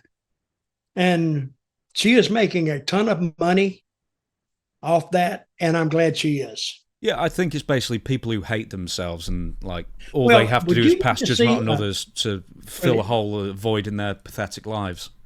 How many people are overweight in the Western world? Most of them. It depends on the country, but yeah. Yeah, but would you rather see in that commercial, would it have done as well if that woman that, say, took Sydney Sweeney's place, if she was like 190 pounds, would it have the same effect? No. So... Yeah, the whole Sydney Sweeney thing is... It is what it is. So if anybody that doesn't like it, guess what they can do? They don't have to look at it. Yeah. Oh, I look at it every day. I'm looking at it right now, really, myself, right there. Yeah, very good. Right, Mandy Rose, herpes outbreak. Would you believe? Oh, yeah. Right then. So Mandy Rose recently, she's the one who left WWE like a couple of years ago, went on like an OnlyFans competitor, and then was claiming she made like $1 million in her first month with sign-ups and stuff. See, that's unbelievable. You'd get your balls out for the $1 million, wouldn't you? Yes, I would. Yeah, if you were ever going to say no, then anyway. But yeah, $1 million. $1 million, and that's 1 month. 1 month, yeah. These things generally have quite a high drop-off rate afterwards. But I mean, if you just like clear $1 million in a month and then say, right, see you, you'll never see me again. Good for her. Really? What did she do for that $1 million? Just like naked? Yeah. Damn. So those pornography guys were really raking it in. Oh yeah, they'll take a commission. Anything. Yeah, they'll take a. Oh yeah, those platforms, they all take a commission. Don't you worry about that. Anyway, it's not about her making money is actually something she described in NXT, and you'll be able to talk more about this. Mandy Rose recently and briefly described at one point the state of the NXT training facilities when she was training there in the mid-2010s or whatever, first recalling seeing a cockroach at the Performance Center, WWE Performance Center, and then recounting that at one point there had been a herpes outbreak at the facility, necessitating all the rings to be cleaned. Obviously, by all the NXT staff, they made all the NXT wrestlers. They made them clean the rings and that kind of thing. Have you ever heard of herpes being carried on a wrestling canvas? No, but I've heard of a lot of other things being carried on a wrestling canvas. Actually, it's the independents more than anything else, because you don't know when this mat was cleaned. You don't know who was on it, what kind of infections they may have had, that you're flopping around in there and unknowingly contracting the same infection that the guy had. Now, WWE, this is another thing. They clean those mats regularly. And Vince is he's a stickler for a clean mat. Now, if you think mats in the territories that used to exist that don't anymore, they would clean those mats maybe, I don't know how often, but not that often, every 3-4 months maybe. But see, somebody could, be bleeding in it one night. They won't get it off the mat. If they put the mat up next week, you can still see what happened, unless it's just really, really, it made a mess. So it was very dangerous. Back in the day, you could get, name something. You could get an infection. And that's what I was in a hospital for last year, was the infection. I didn't know how I got it. It wasn't off it can be staph infection. I had no contact with it. Say what now? Staph infection. You can get staph ringworm. Infection. Oh, yeah. Now, if you had staph infection, sometimes it's hard to see. You could cover it up. But if the promoter did know it, he wouldn't let you wrestle, most of them. So, but if you had it and you got in there, now you're, and I don't know about a staph infection when the germ might die, but if you got in the ring a little bit later that night after this guy and you landed in the same spot and you had a cut on you, yeah, you could very well contract it. And it's very dangerous. Hey, in the Hart family, this is in the 90s, but one of the Hart kids, I can't remember his name. I don't know if it's Matthew. Forgive me for forgetting the name. He was rolling around in the ring. They think he caught flesh-eating bacteria off it. Wow. He ended up losing all his limbs and then died from it. So, like, you can pick up deadly diseases from, a dirty ring canvas. So no kidding. So it's no joke. Have you ever had staph infection? Have I asked you this? I did have staph last year. No, I mean, sorry, from a wrestling ring. Did you pick up any issues from a dirty ring? I don't think so. Well, I never got treated for anything like that, but the possibility was there to get it. So you don't know where these guys have been or where these people have been, and it could have been sometime. It could have been a fan that go up there and may have gotten the ring before the matches started, or even come to the apron and just sometimes touched it. Who knows? Because you don't know everything. Like, I didn't know how I got the infection last year, but I got it somewhere. But when you get in these rings, and that's why some guys are a stickler for cleanliness. They will take a shower and then take an alcohol shower. Now put it on their knees and their elbows, their shoulders, their back, which dries the skin out. But at least they're trying to disinfect themselves from what they ran into or what they encountered in the ring. I don't think I've ever asked you this as well. So when you were Zeb Colter in WWE, I know you did the drug tests, because I think you told me you did the drug test, but did they do like a routine blood work as well to make sure you didn't have any bloodborne diseases? I can't remember. I think so. I knew I took the drug test. The blood test, I'm not sure. But I think I took it at the doctor on the physical before I went. Uh-huh. That's what I did. They didn't take it like on the road, they didn't take it, I don't think. Okay, moving on. John Cena's heel turn, quote, "I failed," is what he said about it. So John Cena's first promo received a ton of positive comments at first from most people. So you do the Elimination Chamber thing, The Rock does the throat thing, and then Travis Scott slaps Cody Rhodes in the ear. The whole bit, how can we ever forget? That was done really, really well.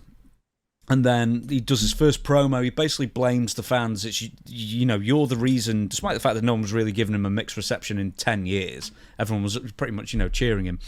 But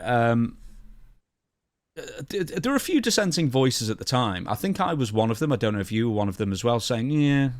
I mean, it comes off great at first, then you really analyse it. There's not really much meat on the bone because there wasn't anything to do with The Rock in the promo or, it didn't really make any sense. It seemed like they just erased him from the story.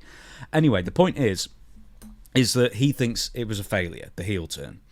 So he says, "I wasn't upset. No, I failed. Ain't nothing wrong with that. You can learn from failure, right? I went up there and bombed. Stuff happens. I've changed a lot over the years. I'm not the same person I was yesterday." So I think that's interesting that after all these months, John Cena now also thinks the heel turn was a failure. What do you think? I don't think it was a failure. I think they're bringing in Brock Lesnar now, and that's another question unto itself. Did they have Brock Lesnar penciled in? That means booked already, or was that like it fell off the wagon as it came by, or they just had a chance to get him? Or now's the time to do it. But they can't bring him back with John Cena as a heel. They just can't do it because what's the matchup there? And they possibly could, but they wanted Cena, and this is, I think, good reason. He explained what was going on and what happened, and him taking the blame for it. Really, who should take the blame for it? It's a creative team in Triple H, but he took the blame for it, which made sense. And I didn't see anything that much wrong with it, but I thought he was a pretty decent heel, to tell you the truth. I mean, he doesn't do a lot of moves. What's he got? 5 moves, 6 moves, but still, it's the story that he was telling. And if you want somebody to tell a story, have John Cena tell it for you, and you'll get a lot more out of it. So I kind of agree with him, and I kind of don't. I wouldn't call it a failure, but they just didn't want to go forward with it.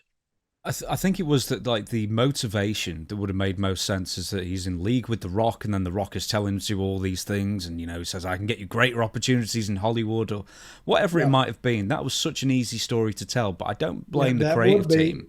I blame The Rock. You could tell that story. You could tell that story with just an interview.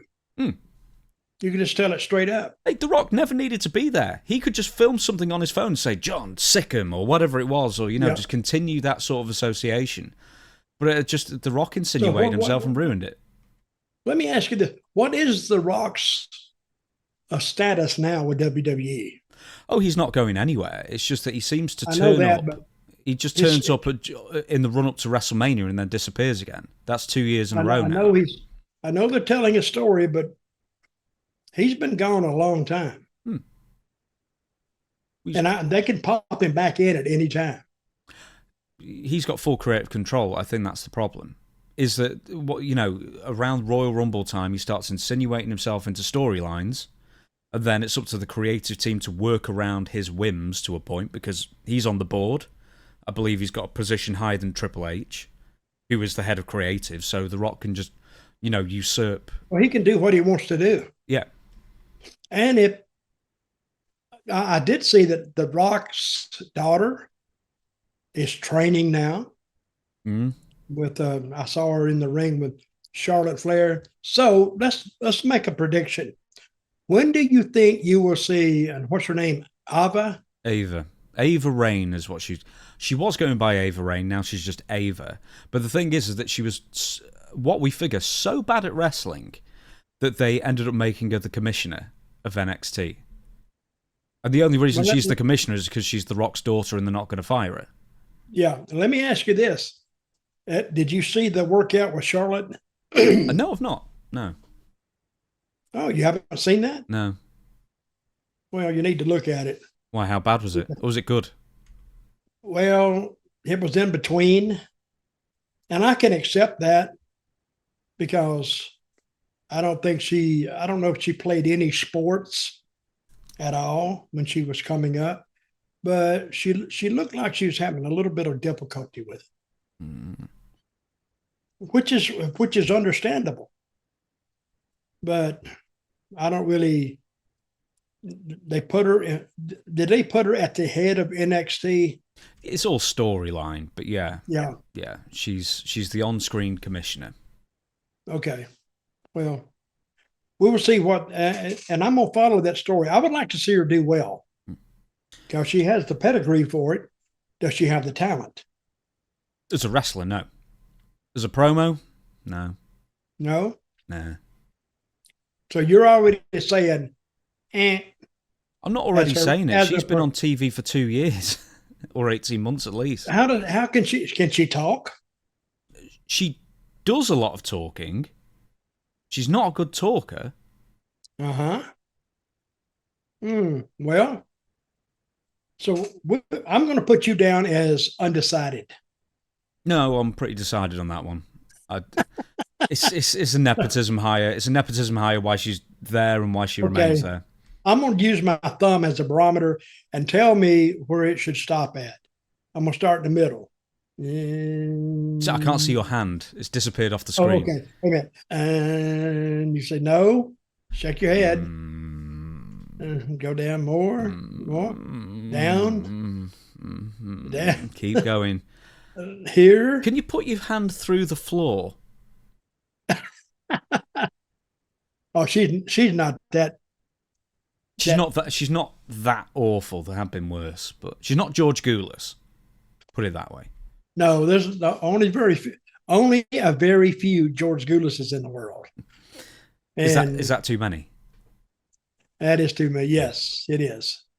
There's two more points I want to pick up, right? So do you think that John Cena was... Because you'll remember this, it was only a few weeks ago. It was Cody Rhodes and John Cena, they're on SmackDown, and then all of a sudden John Cena regrets what he's done and he turns babyface, and it all seemed like it was a big setup going into SummerSlam, and it wasn't.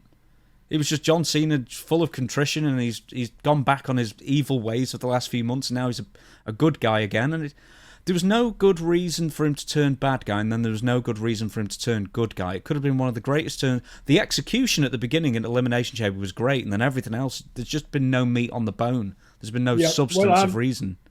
I'm kind of agreeing with that, especially since that story is done.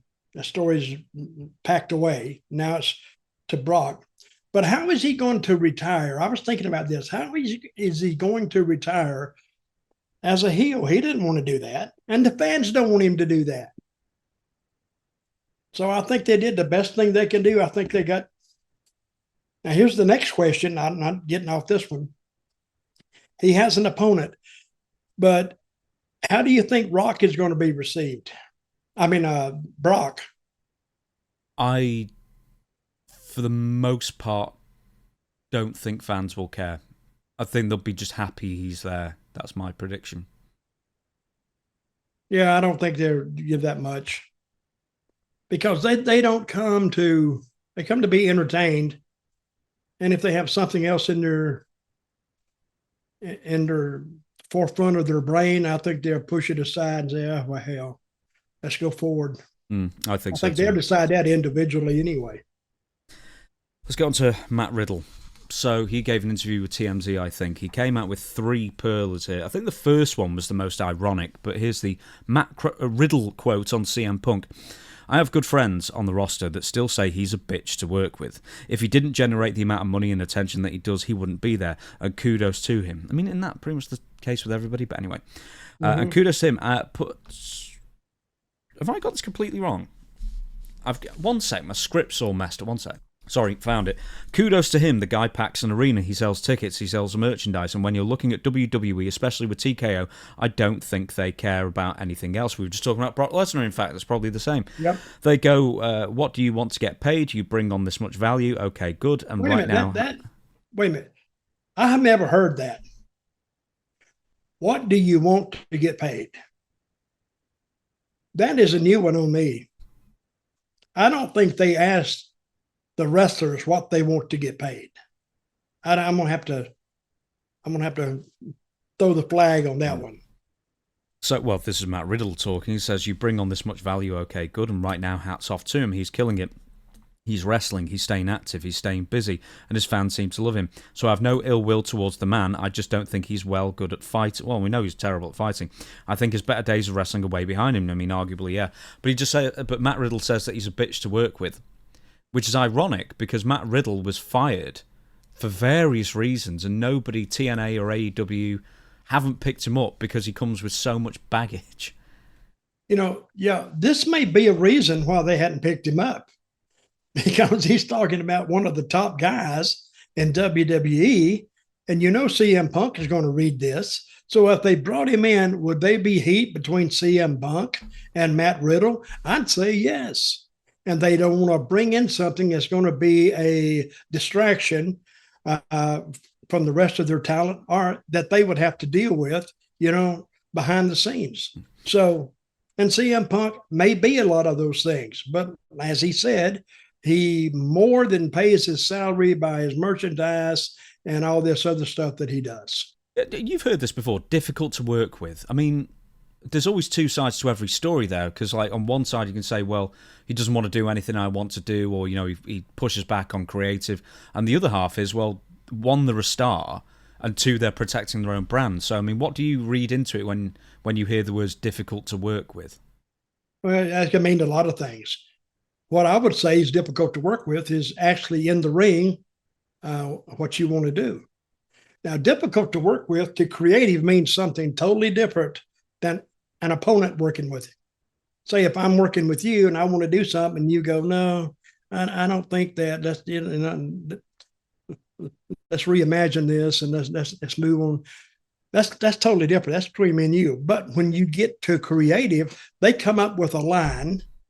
And then when you get to, say, Monday Night Raw, they tell you this, and you say, no, I don't want to do that. See, with Vince, they couldn't do that. With Vince, he would say, you either going to do it, or you can walk out tonight. That's the one good thing of having a boss that will stand his ground. I don't know if creative, at this point, feels secure enough to kind of stand the ground, especially if he took that to TKO. They said, well, we'll just appease CM Punk and we'll have creative change it. Don't worry about it. So he goes in there, which makes creative look like crap, and nobody else. Once that gets out, that if you don't like your finish, you can change it. Now you got a little bit of a mini mutiny going on. So once again, the irony of Matt Riddle calling somebody difficult to work with when he was fired from WWE for various drug test failures, and once again he's not been picked up by AEW or TNA because he comes with a load of baggage. He had a very public divorce from his wife. There was issues with WWE main eventers. Him and Brock Lesnar really hated him because I think he said that he beat up Brock in real life, or he wanted to work with Brock, and Brock said, absolutely no way will you ever work with me. And then there's another thing where he talks about a Goldberg confrontation. So he came up to me again. This is the quote.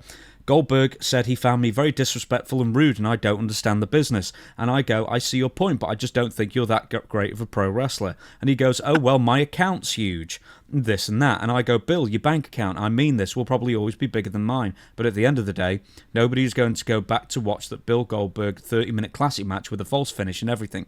His best match was probably with DDP. It was a great match, but let's be real, other than a couple of spears and a jackhammer, that's about it. And I go, your bank balance will always be bigger than mine, and honestly, you've been in movies, you've done everything, you're an icon in professional wrestling. I can't replace that. Your in-ring ability, I would never want you to run or teach a school, because you really don't understand, and you are pushed so far to the forefront, you don't get it. So he said he told Goldberg that. Yeah, how to make friends and influence people. Yeah, well, you've heard my old saying, stay in your lane. There's some things there that could have gone unsaid, because if you say that to somebody, you're intentionally looking for a disagreement. And then once you get the disagreement, it could go south at any time. So best thing, always appear to be trying to help somebody instead of criticizing them, because Goldberg just looks at the big houses, the people in the seats. That's all he's looking at, and the money he's making. He don't give what he does, but he doesn't care about the caliber or the quality of the match, as long as the people bought tickets. See, I've seen some guys years ago, they could sell out an arena, but by doing nothing, they just had that certain click with the fans that they would come and see them. The match, I've seen a lot of matches that actually sucked, but they sold out. So explain that. You can't explain it. So Goldberg's going to do what Goldberg that he can do and what he knows he can do.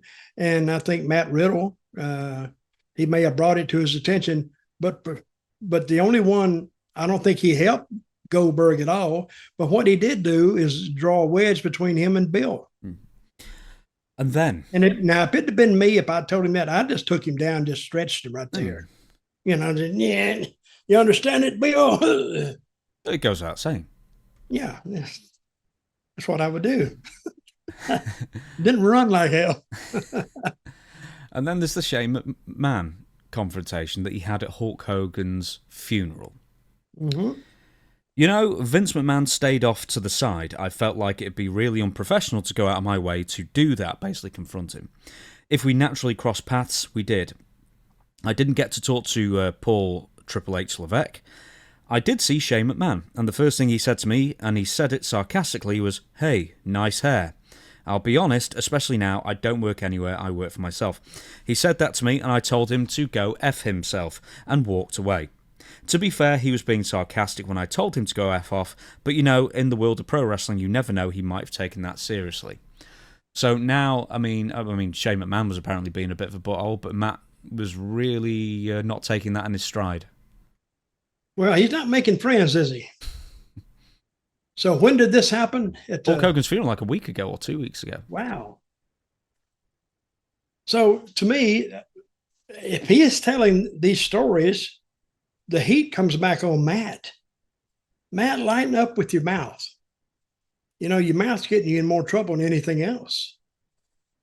If nothing else is, you know, be patronizing. Go up and be friendly. You know, it's been a long time or whatever. That doesn't hurt you. Your personal opinion doesn't really matter. And he even said that maybe Shane was ribbing him, joking with him, and he took it wrong. So what if you're joking with somebody and said, "Hey, F you"? You know, then now you got a bad taste in your mouth for that guy. So I think, Matt, you can write this down as we can see his career, what little bit was left of it, just floating out the window. How old is Matt? Mid-30s, maybe late 30s. Well, has he ever drawn any money? He was getting a bit popular with Randy Orton in a tag team a couple of years ago, and then he was same age as me, so he'd be 39. So, or same year born as me, so 39 now. But the thing is that I think he was doing really well with Randy Orton as a tag team, Arcade Bro. Then Randy Orton had to basically stop because he had a bad back injury, thought he might retire. And then from that, I think Matt Riddle was feuding with Seth Rollins, and then pretty much it just died completely. He was taken off TV, and then he was gone because he once again tested positive for drugs. Well, if he wants to get back, I'd highly advise him to temper his mouth, because that's what people remember. I don't remember him from drawing any money at all, so that's what a booker or a promoter is going to look at. Did he ever draw any money? He was never on top, no. And don't hurt your own cause by getting them pissed at you beforehand. Two more things, and we'll shut down the show. Danhausen, AEW contract extension. We mentioned Danhausen last week, and you saw a skit with him and the APA, Bradshaw and Farouk, Ron Simmons, at a convention, and, you know, he what to pay them, you know, a Coke and a lemon and $10 to go beat up the ass boys.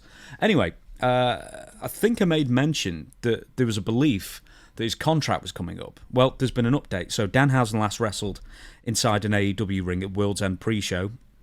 in the Battle Royal, December 30th, 2023. He worked one Ring of Honor match, February 14th, 2024, and then a surprise non-wrestling performance in December of 2024, and that's it. That's the sum total of the appearances Danhausen has done with AEW in nearly 2 years. Now, Danhausen was reported to be under contract to AEW until July of this year, but now the chatter on his status, this is from Inside the Ropes, picked up this month when fans noticed that Danhausen was still listed on the AEW roster. It is now believed that AEW has extended his contract through injury time. So essentially he was injured at one point and then they just decided to extend his contract. I think the point is, Dutch, why? Why would you extend the contract to somebody you never use? That doesn't make sense at all. They extended his contract for him to stay at home. Yes. Really? Yes. Now, I don't think Tony's, well, I don't know Tony's thinking, but that to me is not forward thinking, it's backward thinking. But I would think Danhausen and his gimmick, if he left AEW and he left WWE a chance to get him, I think they'd sign him up. Because with their new addition to AAA, I think they could take him down there. And I want you to think about this. You could put him with, what's the guy's name? Mr. Iguana. Mr. Iguana, put him with him and have him do the talking, I think. And that would fit Mexico perfectly. They would love that.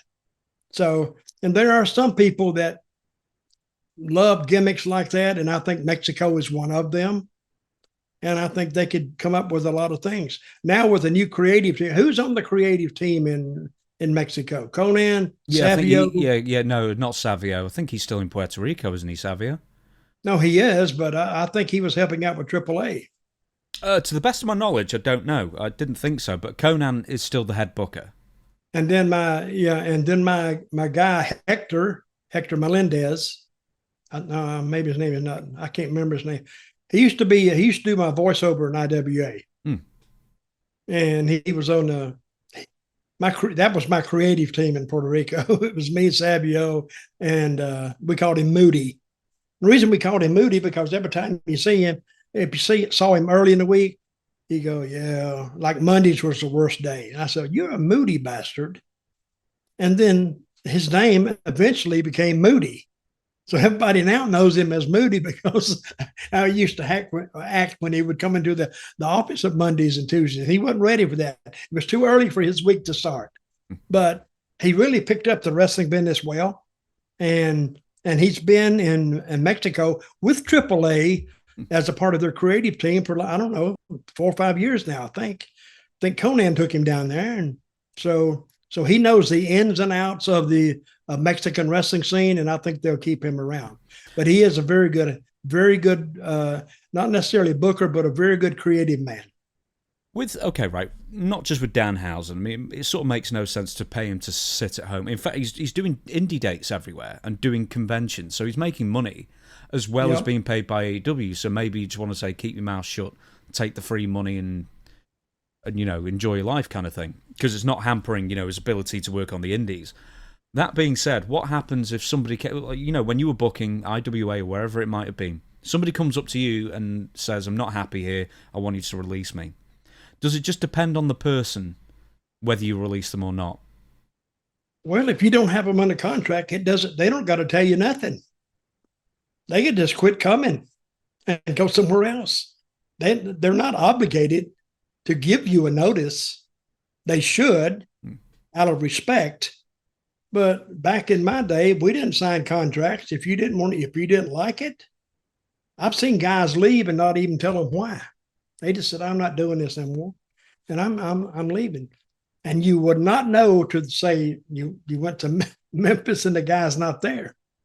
Somebody said, where is he? Said, and nobody's heard from him. He just left. That's the frontier days of pro wrestling. Nobody was locked in on any kind of an amount or a time limit or anything. And the way wrestling, I'm getting off it, way wrestling used to work, you'd book a top heel, and basically you'd book him from really, you wouldn't tell him this, but he could run strong from January to like the end of September. by the end of September, he's went through me and Dundee and the Fabs and Lawler. There was nobody for him to go to. So his time was done. So instead of hurting him and keeping him around, he would just go somewhere else and restart. Now, all of a sudden, he's out of everybody's line of sight. So, and when he come back, he'd be over again. How many that weeks? Makes sense? Yeah, absolutely. How many weeks would you... Okay, let's say you're an undercard, mid-card, or main event guy. How many weeks' notice would you give? Or was expected? 2 to 4. Even as a main event guy, just 2 to 4 weeks. Oh, see, you had live TV, and you had TV every week. It's not like WWE has TV every 2 weeks. So they need at least a month notice if a guy wants to leave. But they know when he's leaving because they got him on contract. If they're not going to extend him, they know exactly when he's going to finish. So they adjust accordingly on that. But with me, if a guy that if he didn't say he did a house and he didn't get what he wanted, and he said something to the booker or the owner, say in Memphis it'd be Jerry Jarrett, and if Jerry Jarrett wasn't willing to give him any more money, then he would just leave sometimes. We're going to finish on this. Big Vito, of all people, is complaining about Bret Hart. Yeah. And this is on Facebook or wherever social media. Enough. How long can we hear you bitch? That's all you do now. You were looked up as a great wrestler, technician, a guy I modelled my wrestling after. I was so proud to wrestle you, be in the same company as you, but this is years of just complaining, years of bitching and moaning. You have every right to be pissed off about things, but it's time to stop. Who the hell wants to hear it anymore? It's Goldberg, it's Hogan, it's Vince. Who else can we complain about? You get paid to appear and you still bitch. Kevin Nash got a seat. Oh, this is regarding last week where Bret Hart wasn't given a seat, which he was perfectly entitled to be unhappy about because he flew him all the way out and then didn't give him a seat. Anyway, you got paid to appear and you still bitch. You have become someone that people can't stand listening to anymore. Speak for yourself. I looked up to you in this business. I was there the night you got hit. There have been many whose careers stopped because of injury, some who might have been better than you. Okay. Concussions and broken necks, people losing limbs, people that have died, and you don't even let them die in peace. I got plenty of beef, I say it once, and that's it. I make my point, but bitching with money in the bank, you're treated like royalty, and you treat people terribly. You still get paid by the WWE, and you're still complaining. How about this? Take your ball and F off home. It's been said, finally someone has spoken, it's me. Oh, thank God, Big Vito spoken out. Now, go have a miserable day. The best there was at bitching, the best will ever be at bitching. And one last thing, the best will ever be at bitching. The Don has spoken.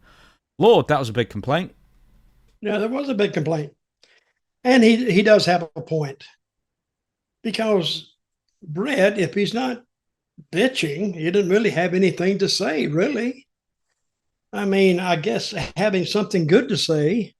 He has nothing to say about WWE. He has nothing good to say about Vince. He has nothing good to say about the company or who's working in the company or anything for the benefit of wrestling. Yet he made his notoriety and his money off this business. So I would give him the same advice I gave Matt Riddle.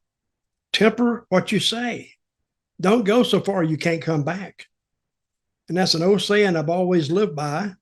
And if you badmouth somebody and now the next thing they're going to come on and, say something about you now, and nobody gives a crap really in the end run, but, lighten up a little bit. I'm telling Bret, but I don't understand Vito's purpose for saying this. I guess he just got tired of Bret complaining and bitching all the time.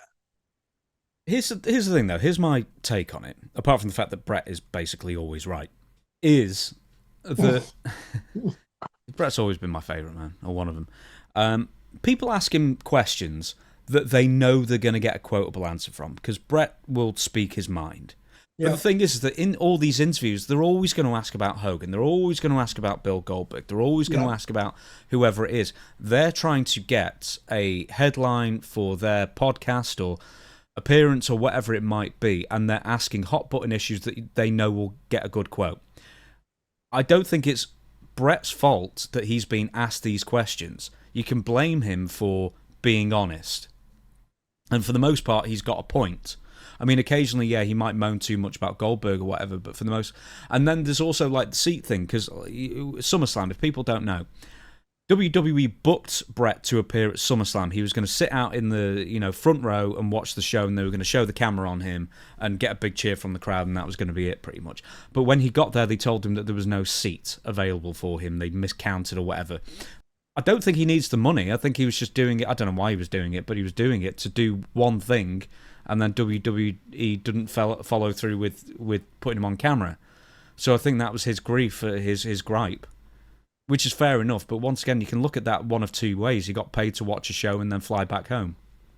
He's saying basically that WWE still has a vendetta against him and embarrassed him by bringing him out there, but yet at the same time didn't give him a seat. I don't think they let everybody knows now. I don't think they let Bret know that was going to happen, but it happened that night, and he makes it sound like it's a personal vendetta now against just a company one. Is that what it sounds like to you? Yeah, that's what it's sounding like. I don't know if it was just an oversight. I mean, it sounds likely that it would have just been an oversight, but couldn't they have just put a bar stool out there for him or something? That's what I'm saying. Why didn't they put something out there for him? I said this last week. It's no big deal. But he said, I went there and I was invited by them, and I got there and they told me they didn't have any seats. What? I don't get it. Something's weird there. That's the thing. It's no, like They could have put him somewhere in that crowd or put him in one of the boxes or something. I don't know. But I'm a kind of agreeing with I don't have a problem with what Bret said. I don't really, because like you said, people are asking him these questions and he's not holding back, which will make him more quotable. If he said, Bret Hart says the WWE is on a rampage now to ruin his reputation. That's the headlines. So then you read it and they get a click off of it. So that's all they're worried about. So, but I guess Bret is just playing the game like it's presented to him now. So let him play. Yeah, he's not got a vested interest in keeping a job or anything because, he's appeared for AEW, he's appeared for WWE in the last few years. I mean, he's not really got a fighter in the game, I guess, or whatever the saying is. So did he go? Did he do anything for AEW? I think he did or didn't. I think he was on their first Dynamite show. I think he presented someone a belt. I think WWE would try to block that if they could. No, apparently they couldn't at the time. So he was on the show? He was on an AEW show at one point, but it was years ago. Okay. See, all right. See, my theory is that I know I told you this last week with Triple H. They shook hands on stage, Triple H and Bret Hart, and then Bret turned to Steve Austin and went, rolled his eyes. I was like, man, he's playing the long game to wind Bret up if that is the case. See, I think that's one reason people pay attention to wrestling, because it exposes his I hate this guy and I hate this guy and I don't like this guy. I think they can see through that, and I think that's one of the reasons that wrestling has such popularity online, because you're hearing all this stuff, making it up, and there's not a day goes by that you can't read something about anything going on in the wrestling profession. I don't know, but is that true in the soccer profession? You said was much more popular than wrestling. Oh God, yeah, transfers and dramas and all that kind of thing. Yeah, constantly. The one thing you don't get is drug testing. And people talking and players talking about each other constantly. Yeah, really. Yeah, I mean it's more than the NFL. Yeah, there's constant news and millions of podcasts out there about it. Even more than wrestling, if you can believe. There's more. That's what I'm saying. That's football than wrestling podcasts. I don't think pro football has that. Doesn't it? They do to a degree, but not like pro wrestling or even soccer. I don't know. Well, in that case, we're gonna end this show. Everybody, thank you so much for watching. We will be back again on Sunday for Ask Dutch Anything. Once again, the email is questionsfordutch@gmail.com if you want to submit your question for consideration for a future Ask Dutch Anything episode every single Sunday. And there is, if you can make it, an auction on Dutch's Facebook page, his personal Facebook page, where he's auctioning the 1982 ledger, where he reveals his payoffs for every single match in 1982. And the next thing that's going to be auctioned in the future is the original book that Dutch wrote about his career and some stories in wrestling, but that predates A World According to Dutch and Tales from a Dirt Road, I believe. Yep. So there you go. And there's got like a ton of stories in there that aren't in either of those books as well. So that might be going up for auction next. But until then, everybody and Dutch, see you again on Sunday. We the people. We the people. See you then.